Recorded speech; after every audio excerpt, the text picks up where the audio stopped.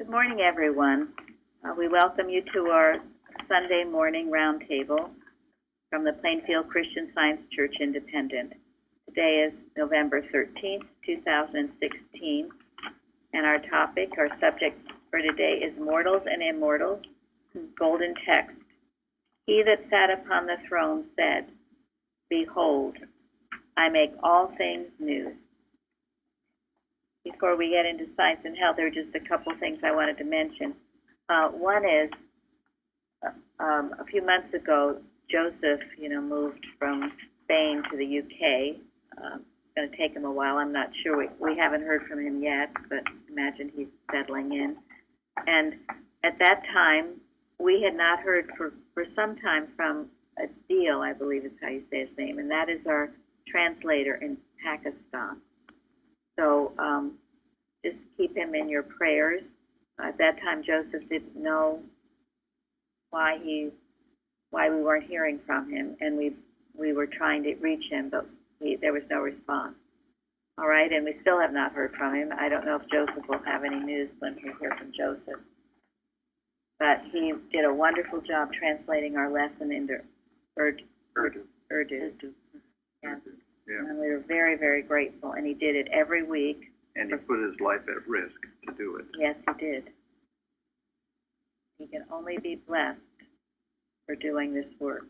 Only blessing can come to him. So hopefully we will be hearing from him soon. Also, just a reminder, too, if any of you are inspired to write an article for this November Liberator about a holy day rather than holiday. And also how you have found this church and how you were transformed by the church. In fact, maybe we'll even at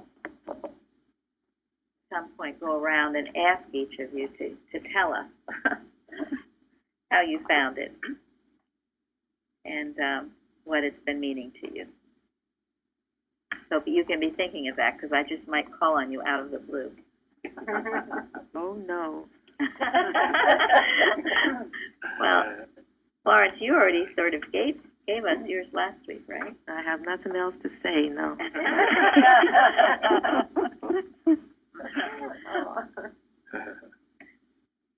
All right, well, go ahead, Zari. I think that the desire for pure or a working Christian science to understand the science of health is why people come to Plainfield, because unfortunately the culture seems to forget that we have to handle animal magnetism. They would pretend it never existed, and that's why people happen to pass away in certain churches and nobody deals with it. And then people, of course, say Christian science doesn't work. So I think that most people came here to really, out of a desire to understand what Mrs. Eddy wrote and why she wrote it and how it could help mankind. Thank you very much. World. Thank you. Yeah, it's so important. Each and every one of you know the workings of animal magnetism, how it works, and what we do about it. We don't ignore it. We don't make a big reality of it either. But it has to be what we call handled. Faith, dealt with, handled, and its nothingness proven. There was something else, too, I just thought of now that Zari is here. Some of you might have heard this. A few years ago, it was an author called Eckhart Tolle. Eckhart, yes. And he was, due to, mainly in the United States, due to Oprah, she loved his book or books, and millions of people read them. It was on number one on the New York Times bestseller. She was going to do a class on it on the internet. She had so many millions of people sign up for it, she had to reject some. I got the book once, just out of curiosity, and I only read a few pages. It turned me off quite a bit. He's talking quite a bit about mortal mind, which I thought, that's an interesting way to put things. And then this week, Zari, what did you tell me? I told you that Tolle came from a Christian Science family, and he left Christian Science because he said he wanted to make it more available for more people. And he felt that the organization wasn't working, so he took it and put it in a very succinct form, and he said it's now. So he basically went through the science and health, gleaned what worked the best, and put it in a way that the popular man would listen to, and he didn't use the word God. He called it love, he called it truth, but he didn't say these synonyms are from my training as a Christian Scientist. Of course not, otherwise he wouldn't be getting the millions he gets. Yes. Both his parents, they were Christian Scientists. They went to the Frankfurt Church in Germany. They did. Yes. So I found this so interesting on many levels. Once, it certainly is, I would say it's New Age. If it's not mentioning God in the Bible and all of that, I found it turned me off. I'm sure he doesn't tell you how to handle animal magnetism. Not really. It's about visualization. Visualizing Yes. What you want. Yes. It's really to get. See, and that's what New Age is. And we read a few weeks ago, Mrs. Eddy, in that book, Miscellaneous Documents, quoting someone, a New Thought person, who broke off from her, wrote terrible things about her, and Mrs. Eddy said it was the worst of everything, because it would deceive the very elect. Yeah, and it includes other thought, like occult and witchcraft. It's hidden, but it's mixed. Mrs. Eddy talks about it's a mixed thought that isn't pure, and that it communicates itself through the writing. So you have to be very wise. Very, very careful. It also shows a deep hungering for some kind of a truth, all these millions, but you can't play with science, or it'll burn you. I don't know if anyone else wants to comment. Thank you, Zari. Well, one other thing I want to say is that one of the things that the thought of the Course of Miracles, which is once again watered down Christian Science, it's like putting Kool-Aid in your orange juice. And people are looking for an easy way out instead of taking, the training of really finding out what and who God is. It's a lot of work, but it's very important work for us to work with. Absolutely. And anyone who does this and doesn't give Mrs. Eddy credit for what has been done is, to me, already Dishonest. it's dishonest, and on the wrong foot. And that annuls everything that has been said or done, in my humble opinion. So it's taking Mrs. Eddy away from her writing. It is. Right here, wasn't there a gentleman, he passed away now, but I don't remember the name. He was on television, public television a lot. Oh, yes. Yes. But, yeah, very popular also, but it's the same kind of thing. The easier way is presented, and people flock to it. But that's right. He wrote many books. What's his name? His name? Gosh. It was Wayne Dwyer. Wayne, yes, exactly. Dwyer. Yes. Thank you. And he also, I believe, had Christian Science somewhere in his family. I'm not sure directly who, but someone it was. Go ahead, Zari. What? One of the families that he was in, his mother couldn't take care of the children, so he was in a home where there were Christian Scientists. They were really kind to him, and he remembered that, and he, however, he realized that Christian Science was, the way it's presented, would not make him millions, and so, of course, it's like one ex-Christian Science practitioner, Penelope Chatterton, who goes off and does her own thing, but she does acknowledge Mary Baker Eddy. She says it's very easy to repackage the truth and become wealthy. Well, to me, it's not the truth anymore if you repackage it. So it isn't, and if you don't give her the credit, you have put yourself on the wrong side. You're on the dark side. And one of the one of the fundamental things they don't understand is that you can't use science for selfish purposes. That's not scientific. They lose it if they have a selfish objective. It cannot be misused. It's true. It might seem initially maybe successful in some ways, but eventually it'll blow up. Sorry, were you saying something? I was just saying that. Wait a moment. Sorry. Just saying that she does talk about Christian Science all the time. She she just includes a lot of other things that are no longer Christian Science, but she always goes back to Mary Baker Eddy, and I think that that's important. Most of these people don't, and that's deceptive. Yes, it is. Can Mike mention her name? Absolutely. Not to give her credit, as far as I'm concerned. I'm sure that's what turned me off to the book, because I had a feeling it had to be science, and I only read a page or two, and there was no reference. I flipped through it. I didn't see any quotes about God or the Bible. That is why, and Tom has said this, we have to stay rooted and grounded in our Bible. That gives it the clout, and Mrs. Eddy wrote Science and Health based on the Bible, and we as scientists must know it. Thus, our Bible study class. Go ahead, Zari. No, I was just going to say that it's a very important thing for us to see the connection. That's what one gets also here, that we can work with quotations from the Bible. When somebody misquotes the Science and Health and a Christian Science church, a Christian Science culture church, we can still say, no, that's wrong, and we know where to find information. And many times this is very scary. Yeah, and this is why our work is so important. And as Mrs. Eddy says, it's the fewness and faithfulness of its followers.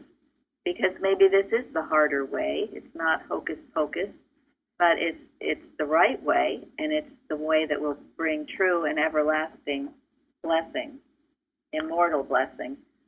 I'm going to have Jeremy read something he found in Collectania, which I thought was excellent. The qualities of mental malpractice: a stolid moral sense, great lack of spiritual sentiment, the desire to subjugate, unsurpassed secretiveness, masked by innocence and youth.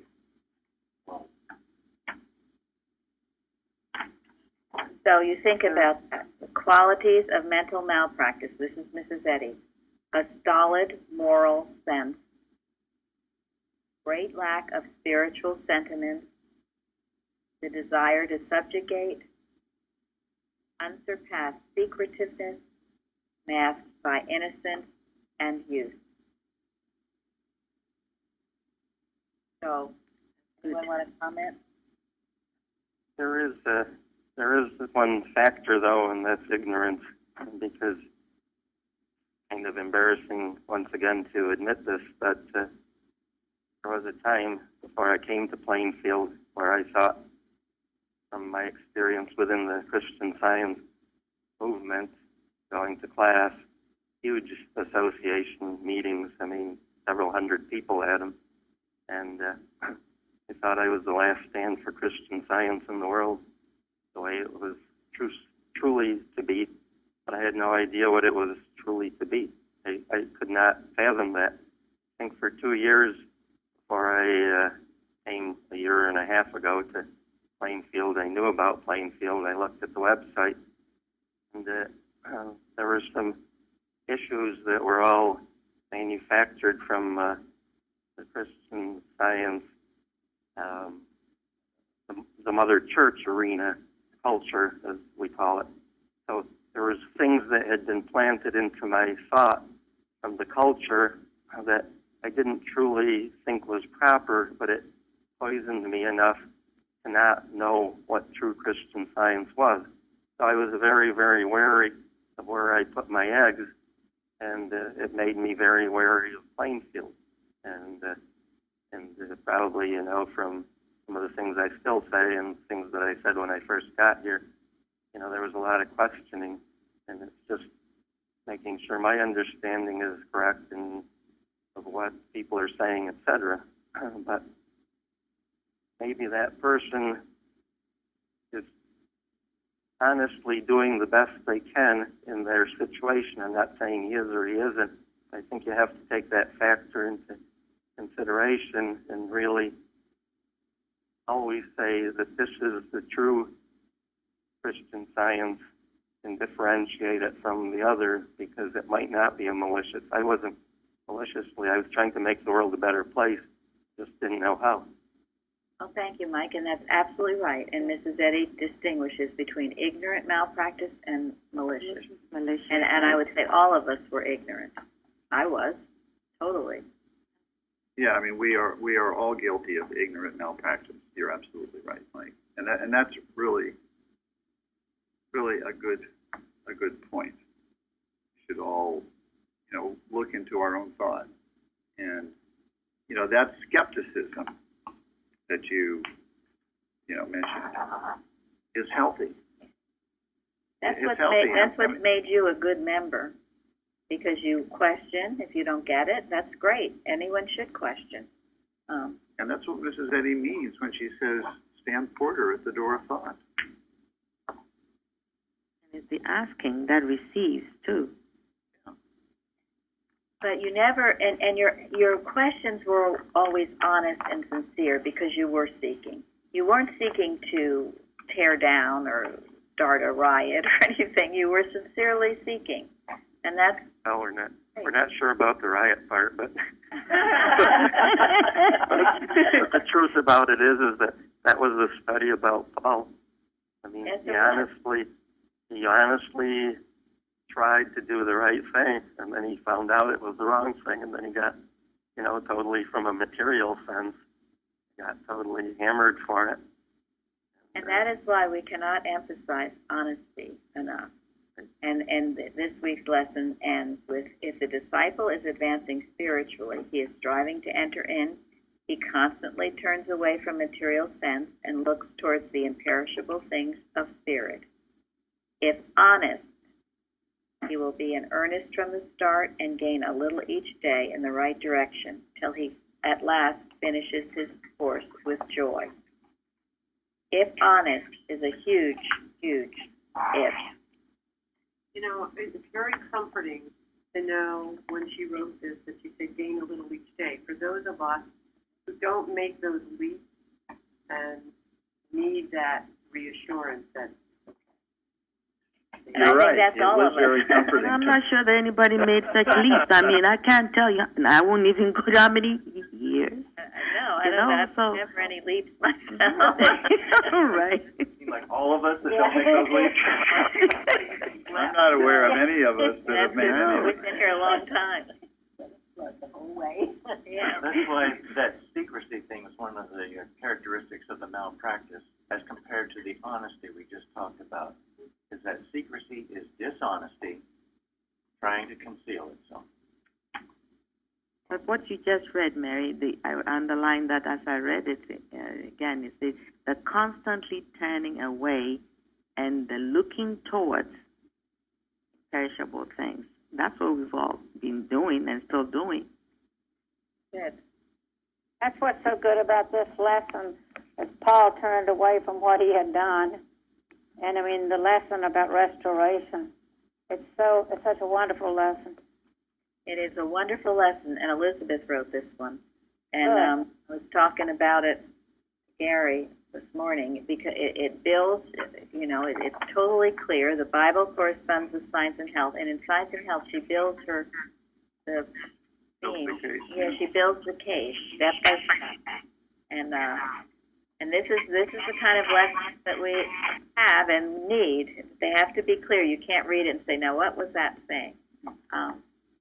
So, thank you, Elizabeth, and all of you who contribute in this way and in every way. Anyone else on any of these things we've just discussed? I think the final thing of what I was probably alluding to was that I think it's so important, and I know that people here are very open-minded and forgiving, that at the end that we have to give everybody a chance, regardless of if they're on the board of the Mother Church, we have to give them another chance. I'm not saying we have to go there and talk to them, but and criticize the facts of what they're doing and all that, but we have to, like it's been said many times, remove it from the person and differentiate that. Absolutely, yes. It's not any person. It's the workings of animal magnetism, and anyone can wake up from it any moment at any time. Change their course. Change their course, which is also in the lesson, isn't it? And a few wrote about it. If you believe in and practice wrong knowingly, or as Mike is saying, unknowingly, you can at once change your course and do right. Of course, in order to change your course, you've got to know that it's wrong. So you'll go on until something wakes you up to make you realize that it was wrong. You're not going to experience the fruit of the Holy Spirit, as we talked about yesterday. And that awakening will take different forms for different people. In Paul's case, the light was so bright, he was blinded. That was the 2x4 that woke him up. But we've all had different awakenings. We've all had different things that put us in a place where we realize we have nothing without God. All of a sudden, we're ready to listen. Waking to Christ's demand, mortals experience suffering. This causes them, even as drowning men, to make vigorous efforts to save themselves. And through Christ's precious love, these efforts are crowned with success. What Gary just said. You get into some position and you know nothing's going to help you. You are just cornered. All the other things you've tried have failed. And that's when you get down on your knees and save, Lord, or I perish. Would anyone like to tell about any of your experiences?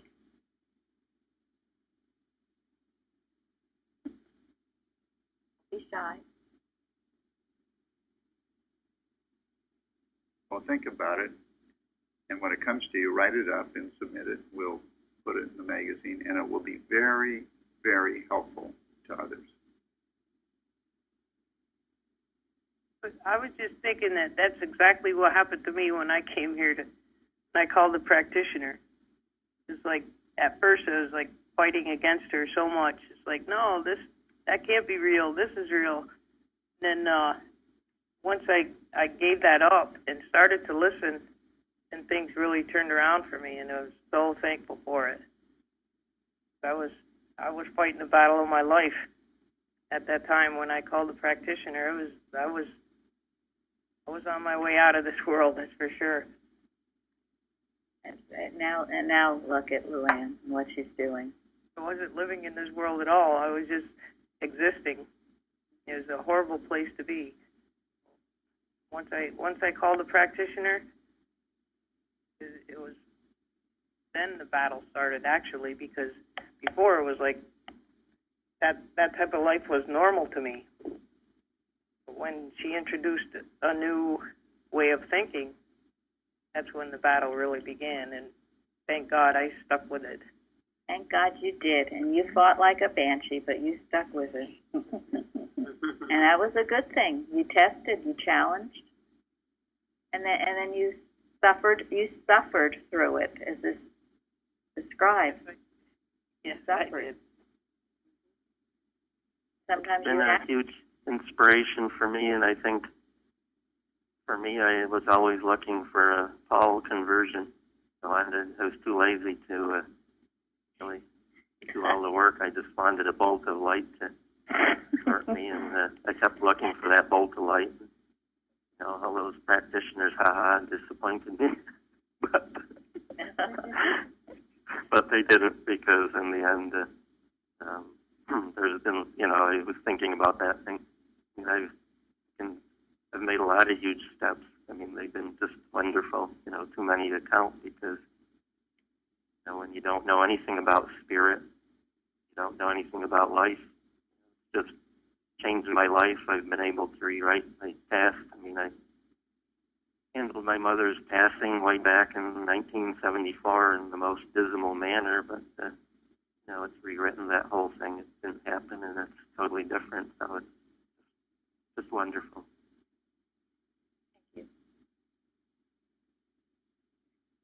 All right, we'll start with number 1 in Science and Health. Who would like to read it? Linda? Sure.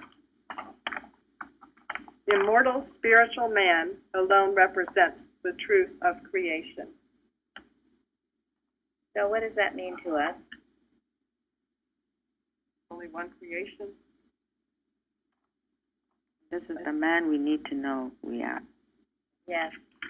Right. And this is the man we need to see all around us. Anything else is malpractice.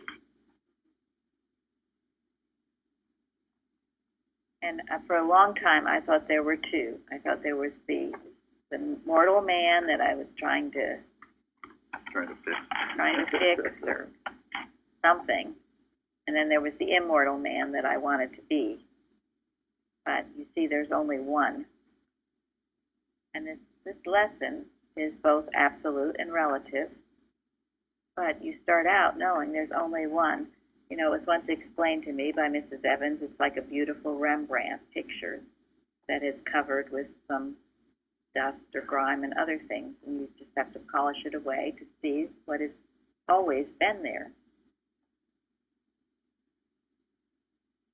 Mrs. Eddy also mentions that in the lesson about the glass. Where is that one? Oh, yes. 8, citation 8. Go ahead, read it, please, Florence. The second half of it, the manifestation of God. The manifestation of God through mortals is as light passing through the window pane. The light and the glass never mingle, but as matter, the glass is less opaque than the walls. The mortal mind through which truth appears most vividly is that one which has lost much materiality, much error, in order to become a better transparency for truth. Then, like a cloud melting into thin vapor, it no longer hides the sun. Thank you. So what does that mean to you? Keep cleaning. Yeah, keep cleaning. Keep turning away from the material picture. Last week, the lesson was all about the mist.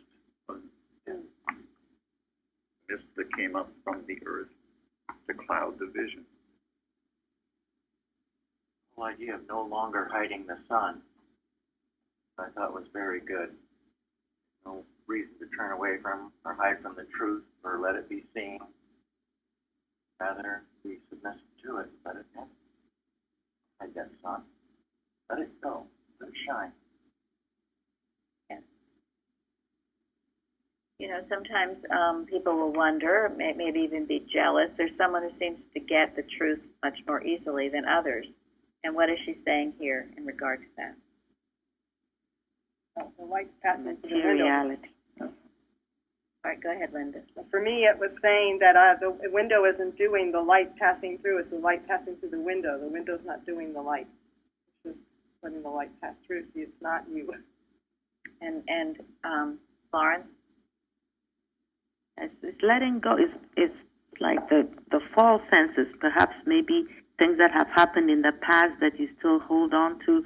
That's all blocking the transparency. That's what's, making the cloud. Leave it behind, like we've been told many, many times. And then the sun will shine through. Yes, the truth appears most vividly is the one that has lost much materiality, much error, which is what you'd also said. So when people are steeped in materiality, and there are many ways, and you just described one, living in your past. One of our calendar statements for next year was about that, right? And it was someone like Churchill or Benjamin Franklin. If you're living in the past, you're just not seeing what's going on right in front of you. Something to that effect. Missing the present. You're missing the present.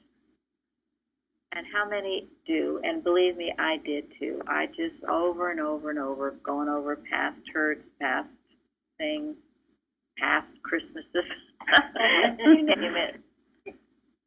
It puts you in a fog of materiality, and the light can't pass through. How could it? You're blocking the light. Why do people want to do that?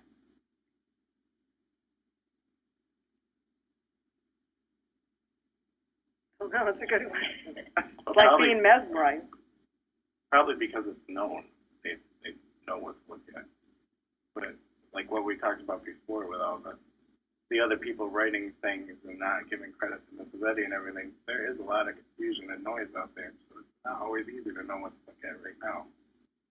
You know what happened. No, well, it's what you know. It's also like that Casper fable, the one who doesn't want to come to the light because you're comfortable in it.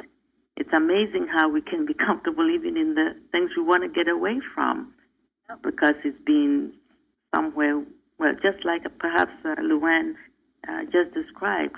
It's something you're so used to that to leave it behind gets uncomfortable, very uncomfortable. And that's why she says, when outgrowing the old, you should not fear to put on the new. It's also She also said there's suffering, right? She said it's in this, let's see, waking to Christ's demand, mortals experience suffering. It's citation 12. So You will suffer from all your negative down-pulling, thinking about the past. You will suffer from it. Even if it's good past, you're missing the present. Or you're longing for the good past. Go ahead, Zari. I just wanted to say it's the fear of going forward. Some people are so taken with the slavery that they have taken to be their reality that they don't want to really go forward. You can lead a horse to water, but it has to want to be spiritually blessed. Thank you. Very good. want to drink, Cardi? They do lift up humanity. Yes. I know that. That's what she Good said. point. Thank you, Very good Shardy. point. She said the watches lift up humanity. It's why they're important. And while it's doing that, it's lifting you up, too. You are learning how to focus, how to concentrate on the truth and not let all these erroneous other suggestions come in. And as you pray for others, you yourself cannot help but be blessed. Watches are hugely important. They will put you way past where you would have been if you don't do them, which many people decide not to. Again, I don't know why. I'll ask you why don't you do a watch? Many of you don't. Maybe you'll be afraid to admit it. Well, what do you think? What would you think? I would pray that most of you listening are watching. May not think it will make a difference. Thank you. You're afraid you won't do it right. That's Thank what you. happened to me in the beginning. Thank you. Because you care about all these people out there in the world. That's why you do it. That's why you do it. So why wouldn't you do it? But what would keep you from doing it? Self-absorption. Thank you. People back away from the discipline that it takes. And Yeah. there's nobody there to install the discipline except yourself. Thank you. Between you and your maker, so take it on. I used to get a lot of pain, real physical pain, and that was the challenge. I had to rise above that, and then I would start having physical problems that would try to distract me. So it could be very unpleasant until you rise above it, and that might put someone off. Absolutely. When I first started, I remember I didn't really know what was going on, so I just sat there. But I remember thinking, I hope this isn't just a half an hour for wishful thinking.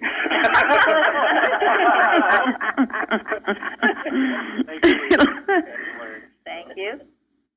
Thank you. One of the things that helped me was Mrs. Eddy's statement about Jesus, deep and conscientious protests of truth. So if you just do nothing more but doing half an hour of that, you've done much.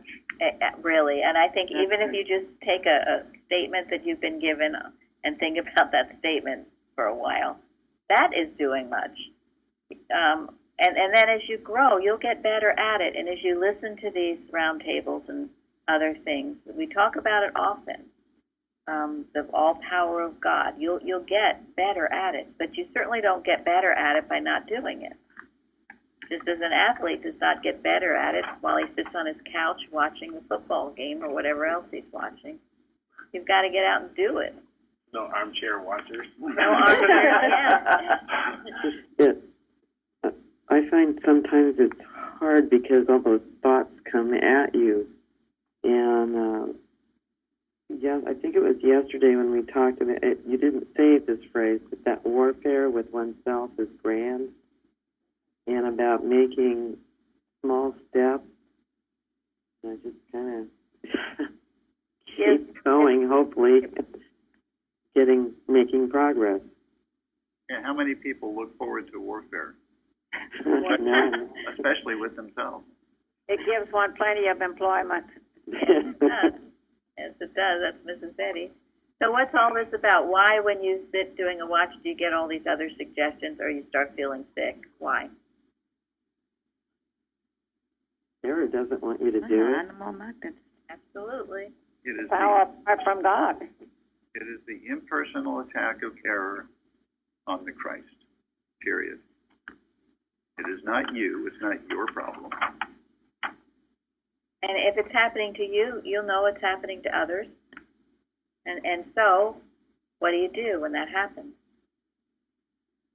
You just keep doing. You just keep Yeah. trying, and Yes. Keep at it. You keep doing it. What you don't do is sit back and say, well, you know, this hurts. So, and maybe things aren't so bad after all. So maybe I don't need to do this. If you think that things aren't so bad after all, if you're kind of okay the way your life is going,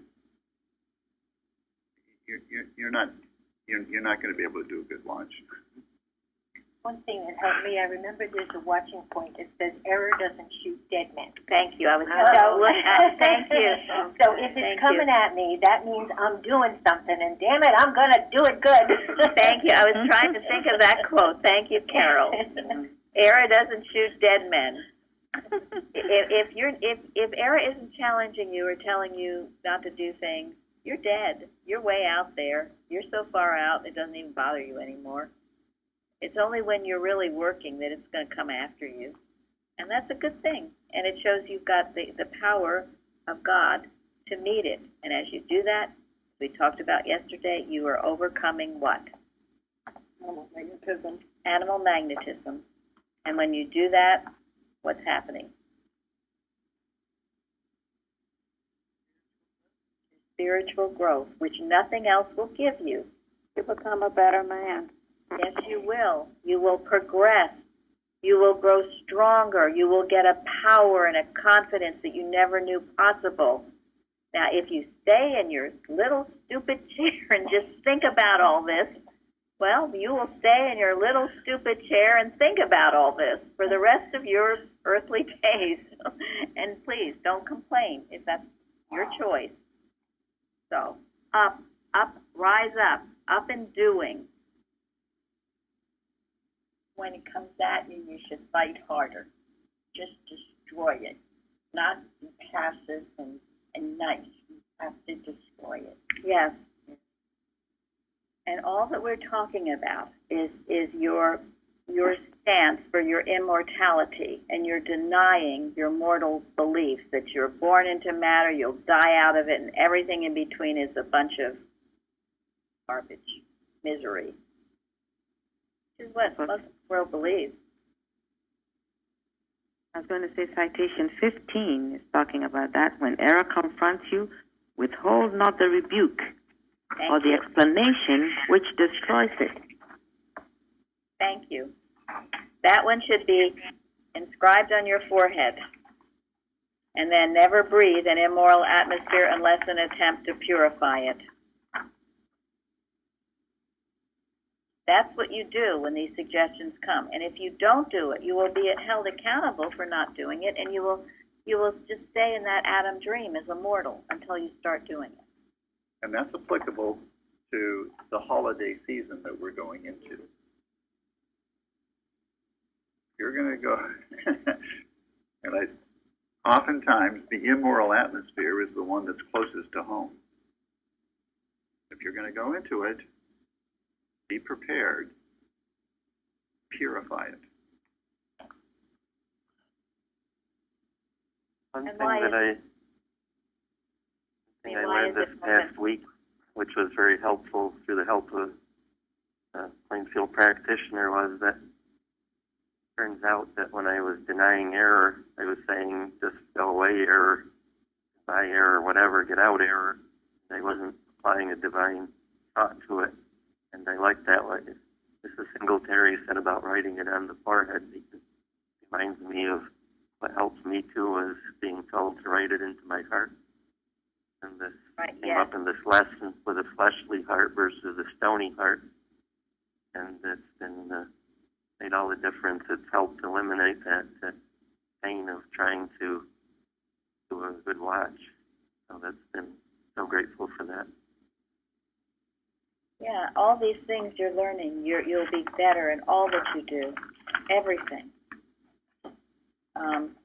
And that idea, I love that about the stony heart and made into a heart of flesh. Because sometimes after all the things that have happened to you in the Adam dream, so to speak, your heart can become hardened. You don't want it to hurt anymore. You shut yourself off. You shut yourself off to God. You don't listen. And this often results in heart troubles. But if you can open your heart to God, and sometimes it is a struggle. It doesn't happen easily. But you have to start somewhere, and it starts with obedience. So even if you don't want to, and even if you find it hard, you still have to do it. Because that's obedience. And as you do it, your heart will open more and more, and God, you become this window pane of transparency where God can shine through you. And initially, when you're first coming into it, a lot of our window panes are what? Filthy. Filthy. Thank you. Filthy. You need a whole lot of Windex. And elbow grease. And elbow grease. Can't be an ailing heart when God is shining through. Impossible. Right. And that what Florence quoted Wednesday, that in Questions and Answers, Mrs. Eddy, do you believe in a change of heart, is the most beautiful, short few paragraphs on that. It's beautiful. Everyone should know that. That is your true concept of heart. It's God's heart, the infinite heart of love. It can never be touched by any problems or sadness or breaking, whatever else, emotional trauma. God's the infinite heart of God. And as you go through life, rebuking error, purifying immoral atmospheres, whatever you do, what is it that actually does the healing? What is it that brings about the change?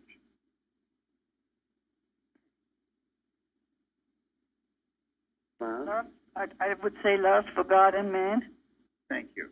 It's the love that's in your heart that has the power Of God. to make a rebuke, a healing rebuke. It actually purifies the atmosphere that you're in. Now, where are those two sentences? Where can you find those two sentences in citation 15 on science and health? I wrote about it on the forum. Didn't you say above the Mother Church?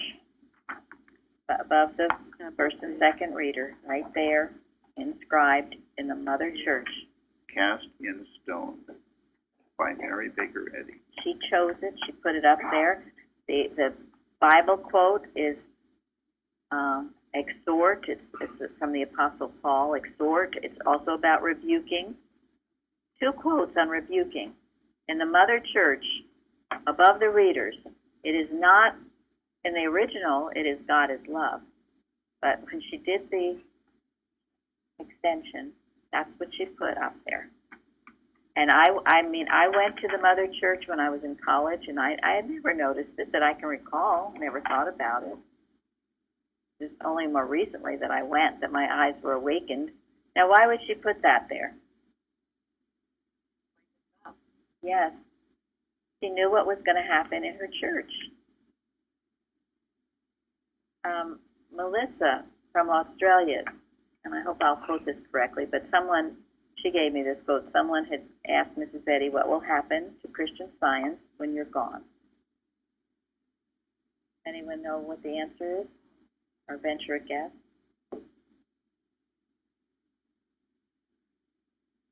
She said it would fall into material prosperity. She said it would degenerate into material prosperity. It's worth thinking about, isn't it?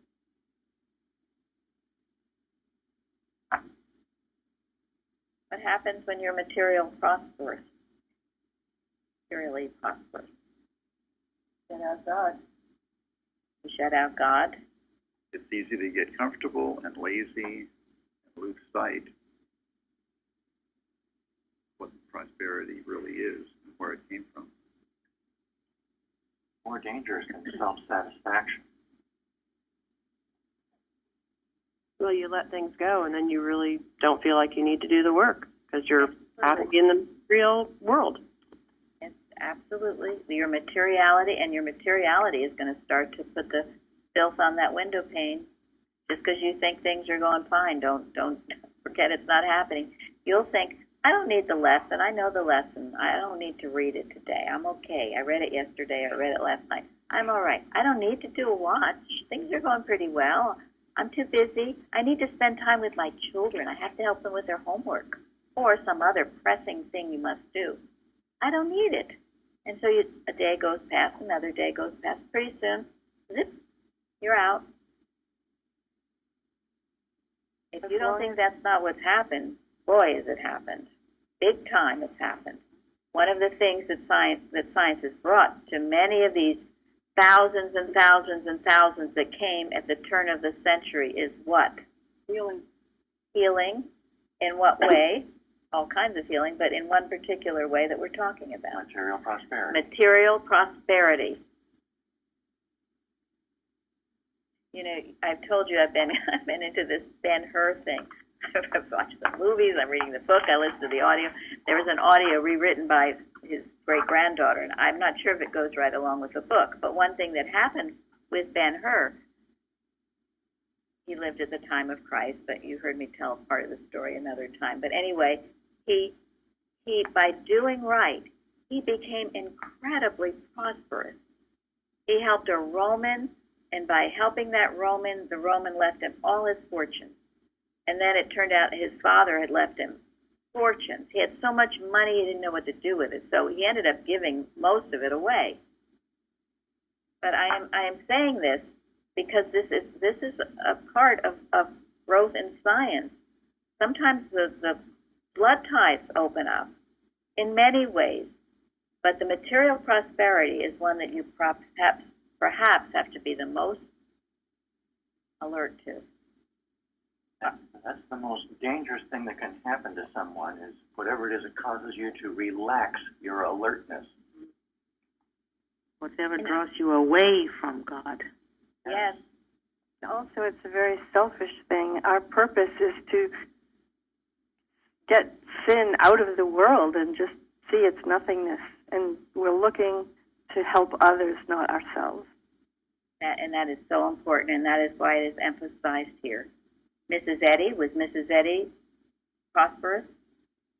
Yes, Yes, she was. She didn't have any ego. This material prosperity can only do its malicious purpose on those that are captured by their ego. Otherwise, you would take this material prosperity and gratefully use it for God's service. There's a big responsibility for having material prosperity, that you use it for its intended purpose. But if you turn it around and are self-satisfied and use it for selfish purposes, you're on the way out. You are on the way out. And I mentioned more before, joy. no joy. No, it'll lead to disaster. I've mentioned before the many scientists who were, head CEOs of great companies in the United States.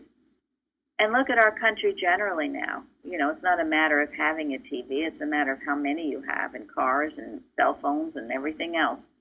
Has it brought us closer to the Father?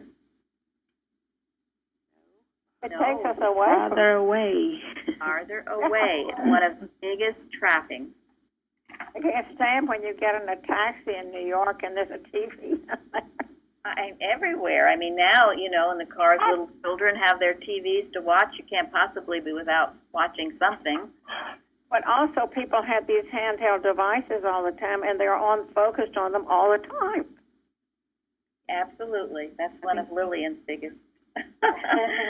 Anyway, so, we've covered a lot through our talk.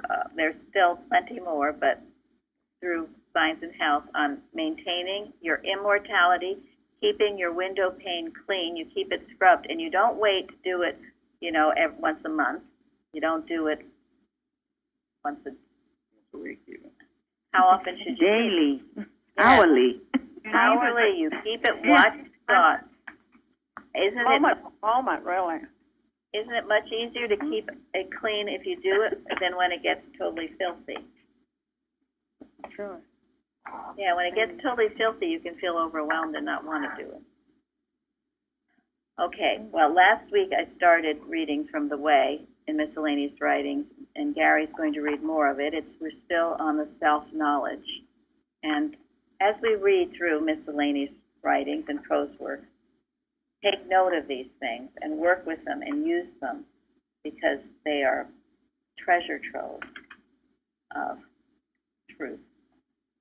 Okay? So go ahead, Gary. Okay, from The Way. Quote, "Physician, heal thyself. Let no clouds of sin gather and fall in mist and showers from thine own mental atmosphere. Keep your pain clear. Hold thy gaze to the light, and the iris of faith, more beautiful than the rainbow seen from my windows at the close of a balmy autumnal day, will span the heavens of thought. A radiant sunset, beautiful as blessings when they take their flight, dilates and kindles into rest. Thus will a life corrected illumine its own atmosphere with spiritual glow and understanding.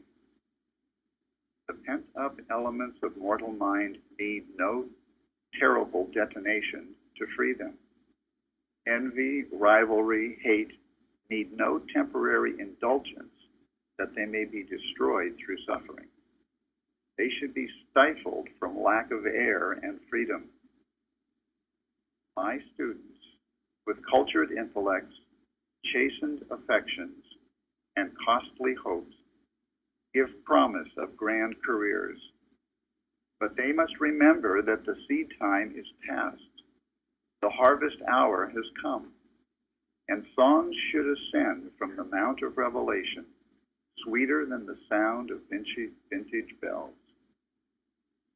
The seed of Christian Science, which when sown was the least of all seeds, has sprung up, borne fruit, and the birds of the air, the uplifted desires of the human heart, have lodged in its branches. Now let my faithful students carry the fruit of this tree into the rock-ribbed nests of the raven's callow brood." Thank you. Thank you. Thank you all for joining our roundtable. We're going to go forward to a wonderful, uplifting service, and God keep you all. Thank you. Thank you all. Thank you. Thank you. Thank you so much.